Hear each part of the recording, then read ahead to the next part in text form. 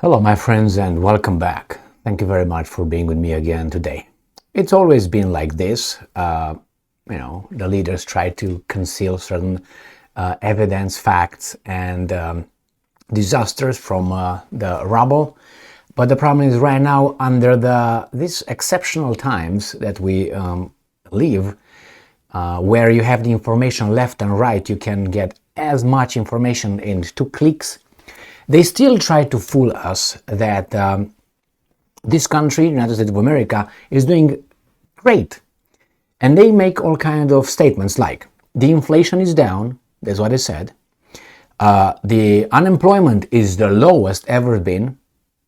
And the economy is recovering. Well, all these things should result in a better standard of living. That means if I go and buy something, it's going to be cheaper. My income is going to get bigger, right? My taxes will be lowered. I will have a better life. Well, that's not the case. So the experience tells me a different story than these guys are telling us. I have here an article where it's actually telling us the reality that would obviously oppose the little smoke screen these guys are using for us. And remember, we live in this society, as I said, they've been like this before, but right now with all the information, where these guys come and tell us like a surgeon, like a doctor comes to you after, let's say, God forbid, so comes someone else, I don't want to use you or me, someone else, and let's say comes the family and say, well, I just conducted a surgery on your family member. Well, the surgery was a success, but the patient deceased. I don't give a shit if the surgery was a success. I want the patient to survive. So I don't care if all the procedures and everything look good, but the result, my standard of living sucks. So here, I don't care if you follow the right procedure. It was a success by the, procedures and all the policies. We're all good. We're covered. I worked in this kind of system, and they were more interested in that and in that. That was very, very, very, very angering. But the patient is dead. Like, you're supposed to provide services, or you work for somewhere, you conduct investigations, and then you have to follow a certain policy. You follow the policy, but the policy doesn't allow you to actually find what's going on over there. No. Did you follow the policy? Okay, closed case, good to go. But wait. No, next. Anyway, cookie cutter policy. I'm talking about the government. So what do we have here? We have now reality. And reality is this. Let me show you numbers. And I used 2 articles or 2 media outlets. So I cover my butt in a way that, you have to build trust. And I build trust by using Reuters, okay? And then obviously trust by using Russia Today. Obviously people say, well, you trust Reuters, oh my God. Well, no, I don't. But then I can say, well, I trust Russia Today. I don't trust, you know what I mean? These guys are in a battle, Reuters and Russia Today, because they're on the opposite sides. And they say the same thing.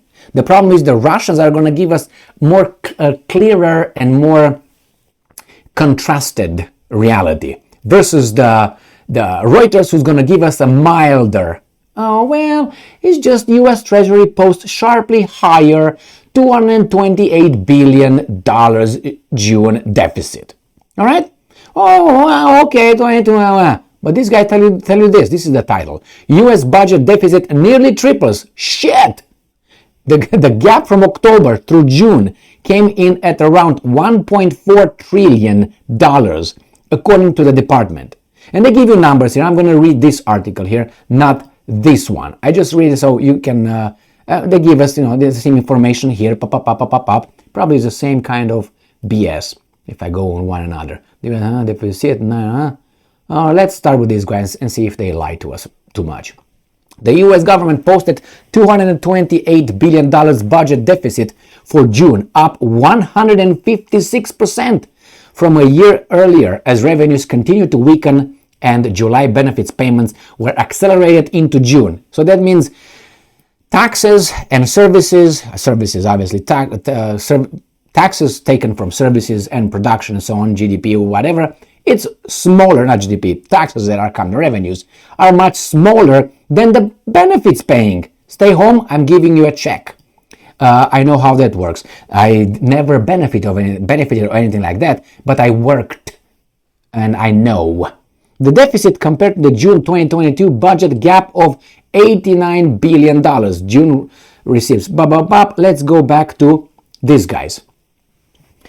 The US federal government's budget deficit widened sharply in the first 9 months of the fiscal year to hit $1.39 trillion in June, the Treasury Department said on Thursday. The figure was up from $515.1 billion.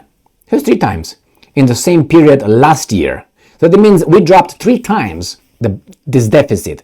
So that means you and I, let's put it in a family, you and I, let's say you get outside, you get, let's say, you and whomever works in your household, $100,000. You got $100,000, and let's say you get $20,000, you spend more. So you spend a year $120,000. So you're in deficit $20,000. Why? Because you pay outside and you make only 100. So let's say it's 20,000. Now imagine in 9 months, from 20,000 you get to 60,000. In 9 months or 8 months, whatever that was. So now you're going to get the same amount, 100,000 or maybe less, but anyway, let's say 100,000 a year, you and your spouse, wife, husband, whatever that might be. And then it's not going to be 20,000 that you're going to be borrowing. No, it's going to be 60,000. It's almost, I make it proportional, like 20, but I don't know if it's 20, because I'm not going to go into what was the budget, it's how much. I know that the U.S., debt is more than the GDP. So that means $100,000 that we get, we spend more than that. That's for sure. That's not good. That's not good. And if that increased 3 times, right, jumped 3 times, increased 3-fold, that's not good. So when they tell you that the prices are good and this is good and this is good, remember this one right here. Okay, remember this one right here. This is an easy way and rapid way of showing it, but they say, oh, well, what can we do now? The Fed raise, the interest rates. Okay, send money that you don't have to what? To Ukraine?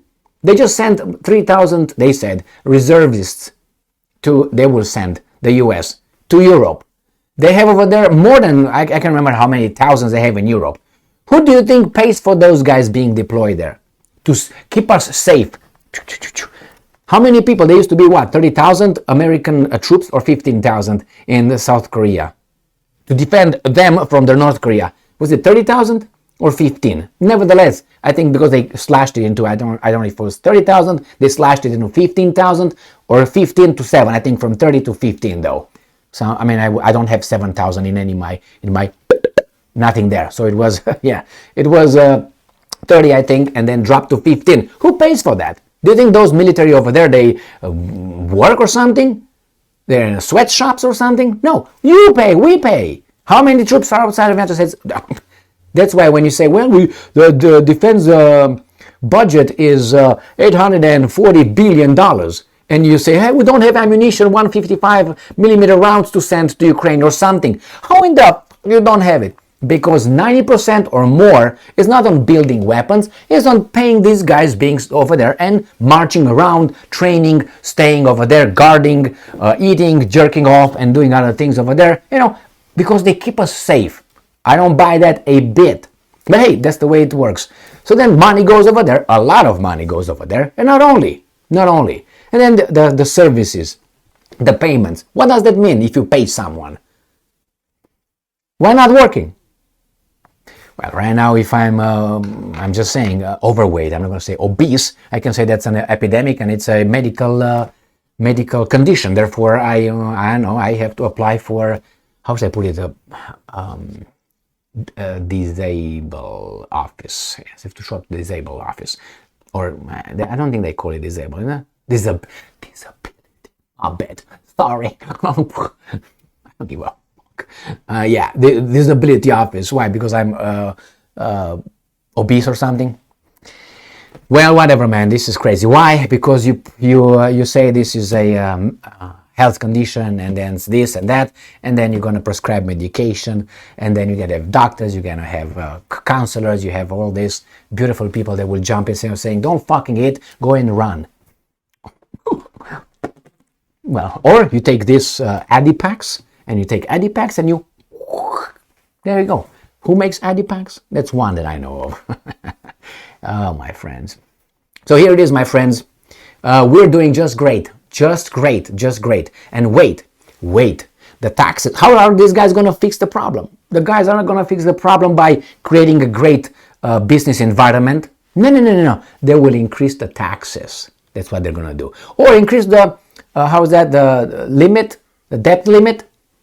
There you go. They solve the problem. They solve the problem. That's how they're going to do it. That's not how you do it. Just kick the can down the road for someone else to pick it up. It might be you when you grow older. It might be your children. It might be your great children. But look at this right now and remember the consequences. We are all responsible because we didn't do what we had to do with these guys right here. That's why you have to go and vote. Go and vote, my friend. Yes. All right. So work within the system. Man, this is so ridiculous. But hey, yes. Thank you very much for being with me again today. Expect taxes to increase and the shit hitting the fan and then disperse everywhere. They will be okay. We will start bailing out things that are too big to fall. If you remember that one? Yeah, that's going to happen again. Guarantee you. Stay strong, stay smart, look for the truth, and be just.